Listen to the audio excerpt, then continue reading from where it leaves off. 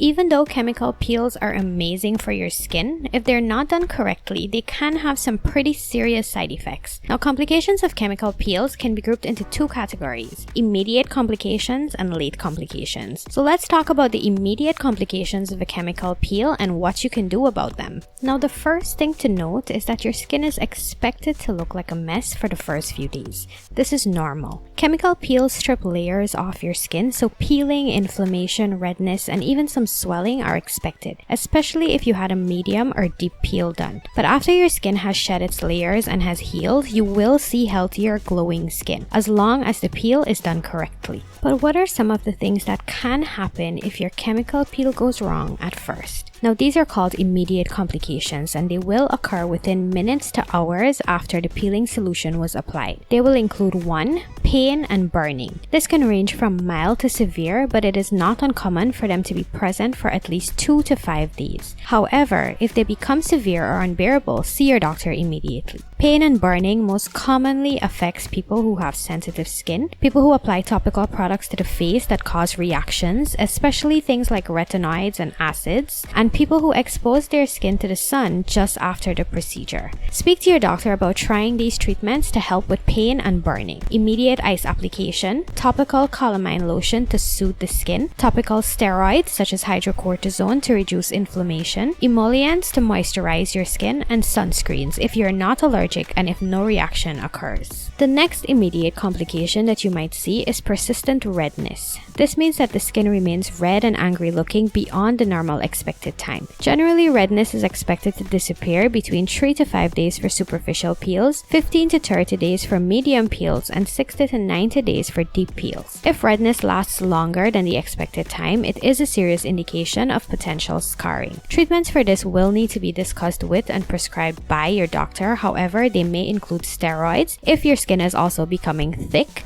or pulse dye laser to treat vascular factors. The third immediate complication is itching. Itching mostly occurs after medium and deep peels. However, even after superficial peels, it can occur as the skin starts to scab over. Some itching is normal, but excessive itching is not and can result from dermatitis, especially if papules, pustules, or redness occur along with it, or it can result from an infection. The most important thing to remember is that you should not actively itch your face after a chemical peel. Not only will that damage your skin, but it may cause infections and scarring. You can also use topical antihistamines and calamine lotions, which can help with itching, but again, your doctor should be consulted before using any of these. The application of ice to the affected area could also help to soothe the skin and prevent itching. Now, the fourth one is persistent swelling. Swelling is normally expected within 24 to 72 hours after a medium or deep peel. However, it can also occur in superficial peels if the person has thin,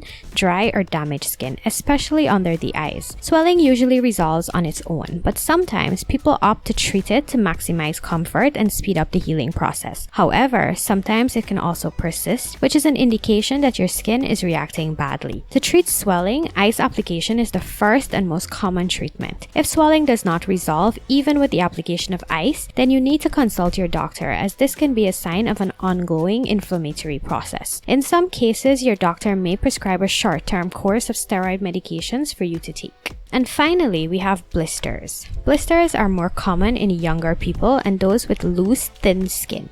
They can also occur around the nose and on the skin around the mouth, which can be thinner and more sensitive. This happens if enough protective ointment was not put on the areas where the peeling solution was applied, or if the solution is a bit too strong for your skin. In general, petroleum jelly or Vaseline can be used in the most prone areas before the procedure to prevent blisters. If blisters do occur, they are expected to cross over and heal. If they do not, your doctor may need to apply surgical tape over the areas or prescribe gentle solutions to help with healing. In our next video, we will talk about the delayed and more serious complications of a chemical peel if it goes wrong, so follow along for that. Here at Sassily Skin, we do our best to help you understand and take care of your skin. Help us to keep helping you by subscribing and hitting that notification bell. And remember that happiness is a habit, just like skincare.